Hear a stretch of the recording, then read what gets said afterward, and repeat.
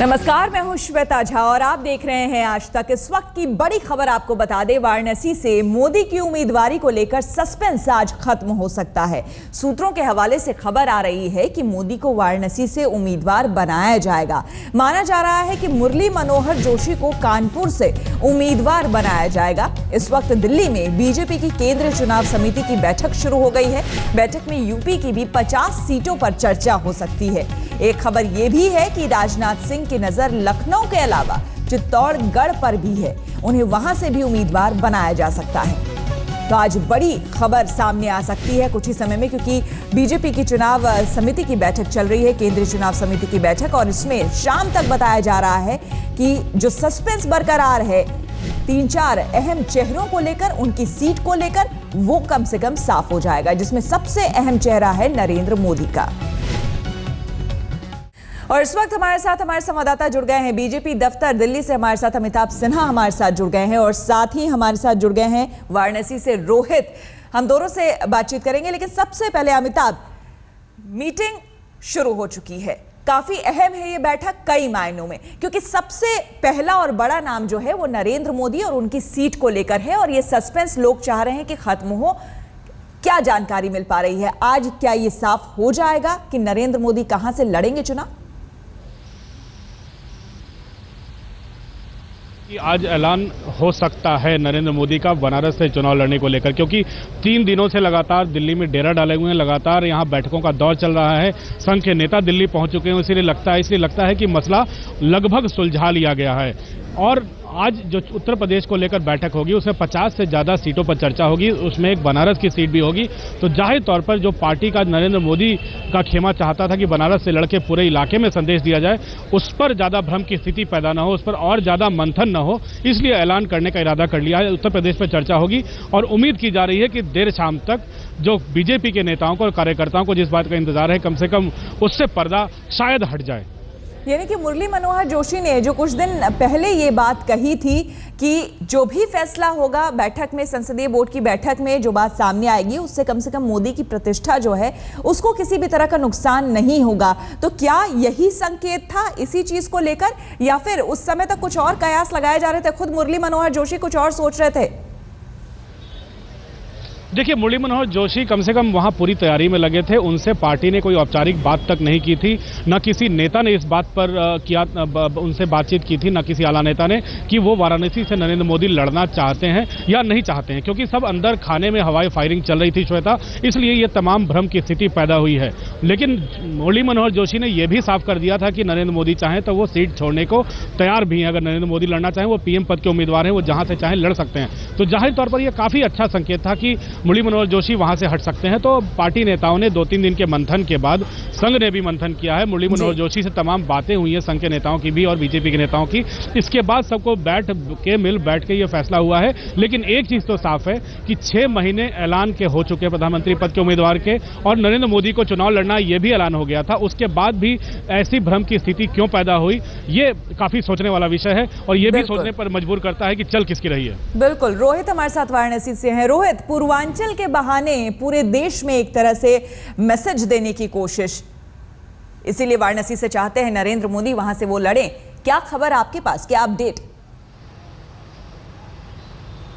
बिल्कुल, अगर नरेंद्र मोदी बनारस से चुनाव लड़ते हैं, यानी कि वाराणसी से अगर चुनाव लड़ते हैं, तो कम से कम 120 सीटों पे इसका फायदा हो सकता है बीजेपी को। 80 सीटें उत्तर प्रदेश की और 40 सीटें बिहार पे, इस पे असर हो सकता है, एक पॉजिटिव इंपैक्ट हो सकता है। इसीलिए कोशिश की जा रही है कि नरेंद्र मोदी का नाम आज ही अनाउंस कर दिया जाए बनारस से। जो हमें पता चला है कि सूत्रों से on paper, on the table ये तय हो चुका है, बस अनाउंसमेंट बाकी है। और ये खबर यहाँ वाराणसी के बीजेपी कार्यालय में पहुंच चुकी है। लेकिन पिछले आधे 1 घंटे से हम देख रहे हैं कि सरगर्मी भी बढ़नी तेज हो गई है। बीजेपी ऑफिस के बाहर मिठाइयां आनी शुरू हो गई हैं, लेकिन फिर भी अभी जो कार्यकर्ता है ऑन कैमरा भी नहीं आना चाहते हैं। वो वेट कर रहे हैं कि ऑफिशियल कॉन्फर्मेशन अगर आ जाता है, घोषणा हो जाती है, उसके बाद ही वो सड़कों पे आएंगे और जश्न मनाएंगे। लेकिन अभी एक बात और ये भी लगता है कि मुरली मनोहर जोशी का कितना दबदबा है वाराणसी पे, ये भी देखने को साफ है कि लोग यहाँ डरे हुए हैं कि जब तक मोदी का नाम ऑफिशियली अनाउंस नहीं हो जाता है, कोई बाहर आने को तैयार नहीं है। लेकिन रोहित, जानना चाहेंगे जो जोशी का खेमा है वहां पर, वो क्या कह रहा है? बिल्कुल, जोशी का खेमा नाराज तो है क्योंकि हमने देखा था पिछले कुछ एक दो हफ्ते में जिस तरीके से पोस्टर वॉर शुरू हो गया था, नरेंद्र मोदी के कटआउट्स लगाए गए थे, उसके जवाब में मुरली मनोहर जोशी के बड़े बड़े कटआउट्स लगाए गए थे। तो जोशी खेमा आज भी चाह रहा है कि मुरली मनोहर जोशी यहां से चुनाव लड़े, लेकिन जिस तरीके से नरेंद्र मोदी की आंधी चल रही है, देश में बताया जा रहा है, उत्तर प्रदेश में आंधी चल रही, लगता है उस आंधी में मुरली मनोहर जोशी भी बह जाएंगे, ऐसा लग रहा है। इसीलिए कुछ सामने आके नहीं कह रहा है, सभी ऑफिशियल कॉन्फर्मेशन का बस वेट कर रहे हैं कि घोषणा एक बार हो जाती है तो सब कुछ ठीक हो जाएगा। जी बिल्कुल। अब मोदी की लहर है अमिताभ, और साथ ही साथ पूरे बीजेपी की एक तरह से लहर की बात कही जा रही है इस बार चुनाव से पहले।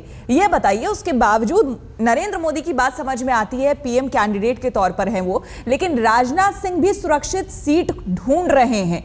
क्या वजह इसके पीछे माना जाए और क्या समझा जाए इसे? देखिए, उत्तर प्रदेश एक ऐसा राज्य है जहां किसी के लिए लगातार एक चुनाव जीत पाना काफ़ी मुश्किल काम होता है, खासकर जनता। और दिल्ली से सटे गाजियाबाद को उन्होंने पिछली बार चुना था जब राष्ट्रीय लोक दल से पार्टी का गठबंधन हुआ था, तब जाकर काफ़ी वोटों का समीकरण बैठा था, तब जीते थे। इस बार राष्ट्रीय लोक दल साथ नहीं है। शायद मन के किसी कोने में ये होगा कि अगर लोक दल साथ नहीं है तो उस इलाके के जाट वोट जो हैं गाजियाबाद के, दूर काफ़ी बड़ा फैला गाजियाबाद है, हो सकता है उस इलाके में नुकसान उठाना न पड़ जाए, क्योंकि पिछली बार अंतर भले ही 50,000 से ज़्यादा का रहा हो, लेकिन मुश्किल हो सकती थी। इसलिए लखनऊ एक सेफ सीट है।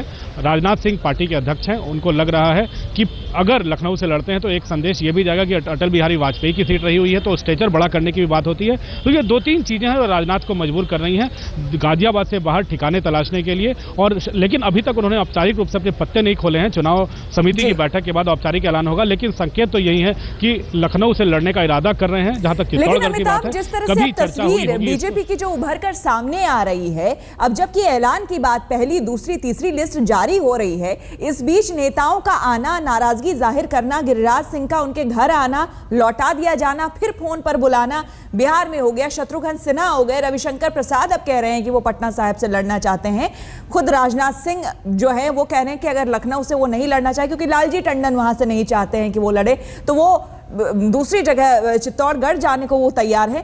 तो इस तरह की बातें जो है, जाहिर सी बात है, जो विपक्षी है उन्हें बोलने का मौका दे रहे हैं, तो चुनाव की जो तैयारियां होती है बहुत पहले से शुरू हो जाती हैं, और मंथन भी। तो फिर ये सारी चीजें अब क्यों निकल कर सामने आ रही है? यही तो गड़बड़ है। मैं जिसको बार बार कह रहा हूं कि जब नरेंद्र मोदी का ऐलान हुआ तो सबको लगा कि नरेंद्र मोदी की लहर में जितनी गुटबाजी है, पार्टी विद डिफरेंसेस का जो मसला है, पार्टी में जो मतभेद हैं, अंदरूनी टकराव हैं, सब हाशिए पे चले जाएंगे। लेकिन ऐलान होते होते लालकृष्ण आडवाणी पीछे पड़ गए। लालकृष्ण आडवाणी को नजरअंदाज करना पड़ा पार्टी को। सुषमा स्वराज ने विरोध किया, लेकिन अंत में वो थोड़ी झुक गई। लेकिन 5-6 महीने रैलियों का दौर, सब कुछ ठीक ठाक चलता रहा। देश में नरेंद्र मोदी ने तमाम रैलियां की, लेकिन अब लगता है श्वेता, एक के बाद एक अड़ंगा लगना शुरू हुआ है। पटना साहिब सीट को ले ले, बिहार के 12 सांसदों का में 11 सांसदों के नाम का ऐलान हो गया। पटना साहिब से शत्रुघ्न सिन्हा का ऐलान नहीं हुआ। वहां की स्थानीय इकाई और वहां के जो बड़े नेता हैं, उनका यह मानना है कि शत्रुघ्न सिन्हा पटना नहीं जाते, पटना सीट उनके लिए सुरक्षित नहीं रही है। और रविशंकर प्रसाद भले ही अपना खुद का नाम नहीं बता रहे हो, लेकिन पार्टी ने उनका नाम जरूर लिया है। लेकिन झगड़ा पटना साहिब सीट से लेकर अमिताभ, और इसका कहीं ना कहीं फायदा जो है विपक्ष उठाने की कोशिश कर रहा है, खास करके कांग्रेस। अशोक सिंघल हमारे साथ, हमारे सहयोगी न्यूज़रूम से जुड़ गए हैं। अशोक, जाहिर सी बात है, जिस तरह की खबरें और जिस तरह की ये फूट की बात पहले से एनडीए में आती रही है, कोई नई बात नहीं है, लेकिन अब जिस तरह से सीट को लेकर टेंशन, माथापच्ची पिछले दिनों से लगातार कैमरे के सामने आ रही है, कहीं ना कहीं मौका विपक्ष को मिल रहा है कटाक्ष करने का और वार करने का। बिल्कुल, विपक्ष मौका उठा रहा है और उठाएगा भी, क्योंकि बीजेपी की कहीं ना कहीं अगर फाइटिंग सामने आ रही है सीटों को लेकर के, वो भी खास तौर से नरेंद्र मोदी की सीट को लेकर के, कि मोदी बनारस से ही लड़ना चाहते हैं, उनके लिए बनारस तय की जा रही है सीट। तो कहीं ना कहीं एक मैसेज विपक्ष जो है इसमें से भुनाने की कोशिश करेगा कि सेफ सीट क्यों ढूंढी जा रही है, जबकि नरेंद्र मोदी की लहर की बात बीजेपी दावा कर रहा है। फिर उसके बाद सेफ सीट क्यों बड़े नेता सेफ सीट की तलाश में लड़ाई कर रहे हैं, लड़ रहे हैं। चाहे वो बिहार का मामला हम लोगों ने देखा, नवादा से गिरिराज सिंह कह रहे थे नवादा उनके लिए ठीक नहीं है, उधर शहनवाज की सीट को लेकर के अश्विनी चौबे लड़ाई कर रहे हैं। तो तमाम कहीं ना कहीं टिकट डिस्ट्रीब्यूशन का मामला चाहे किसी भी स्टेट का हो, खासतौर से बिहार और यूपी में नरेंद्र मोदी, राजनाथ सिंह, कलराज मिश्रा, मुरली मनोहर जोशी, तमाम बड़े जो दिग्गज नेता हैं यूपी के, और नरेंद्र मोदी जो कि प्राइम मिनिस्टर के उम्मीदवार हैं, उनकी सीट को लेकर के इस ढंग से रस्साकसी और मारा मारी, तो कहीं ना कहीं एक मैसेज विपक्ष जो है कांग्रेस या दूसरी पार्टियां इसमें से भुनाने की कोशिश करेंगी कि ये जो दावे किए जा रहे हैं मोदी की लहर के, तो ये हवा हवाई है। अगर लहर होती तो मोदी कहीं से भी लड़ सकते थे। जाहिर सी बात है, और सबके मन में यही सवाल आएगा कि जब मोदी की लहर की बात की जा रही है तो फिर जगह क्या, कहीं से भी वो खड़े हो जाए। तो आज एक बड़ा ऐलान हो सकता है, क्योंकि मीटिंग चल रही है, बैठक चल रही है राष्ट्रीय चुनाव समिति बीजेपी की, तो कभी भी बड़ा फैसला आ सकता है, शाम तक बताया जा रहा है। लेकिन आपको बता दें, इस बीच पूर्वांचल में 32 सीटें चुकी हैं और इसमें सबसे अहम माना जाता है वाराणसी की सीट को। बीजेपी के बड़े खेमे के साथ संघ नेताओं की भी चूंकि पैरवी है, चाहते हैं कि नरेंद्र मोदी यहीं से चुनाव लड़े। तो आज ये देखना काफी अहम होगा, दिलचस्प होगा कि क्या फैसला निकल कर आता है। हमारे तमाम संवाददाता हमारे साथ जुड़े हुए हैं और हमारे साथ इस वक्त गोपी जुड़ गई हैं अहमदाबाद से। गोपी गांगर, गोपी, लहर की बात हो रही है, लेकिन गुजरात से निकलकर अब नरेंद्र मोदी खुद चाह रहे हैं कि वो गुजरात से बाहर निकले और बाहर आकर लड़े। वहां की जनता क्या चाहती है? बिल्कुल, मैं आपको बता दूं श्वेता कि जिस तरीके से नरेंद्र मोदी की वाराणसी से चुनाव लड़ने की बात आ रही है, तो यहाँ जो बीजेपी के हमारे सूत्र हैं उनसे जो बात हुई है उनके मुताबिक नरेंद्र मोदी 2 सीट से भी चुनाव लड़ सकते हैं, क्योंकि गुजरात में पिछले 10 साल से जिस तरीके से भाजपा ने अपना शासन चलाया और खास करके मोदी सरकार ने जिस तरीके से अपना शासन चलाया है, उसमें एक चीज सामने आई है कि एक हत्था पूरा शासन चला है। तो यही वजह है कि अगर मोदी गुजरात से चुनाव नहीं लड़ते हैं तो हो सकता है कि इसका असर कार्यकर्ताओं में कुछ अलग तरीके से आए। और यही वजह है कि अब तक जो गुजरात की 26 सीटें हैं उनके उम्मीदवार घोषित नहीं किए गए हैं।